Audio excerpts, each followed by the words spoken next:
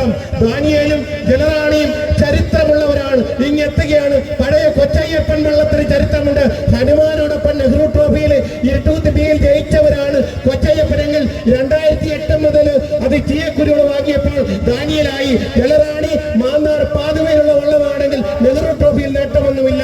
Over to Champakulam Jolly എതിരേറ്റ്. ബിനോയ് തോട്ടക്കാണ് ആവേശം. Thank U.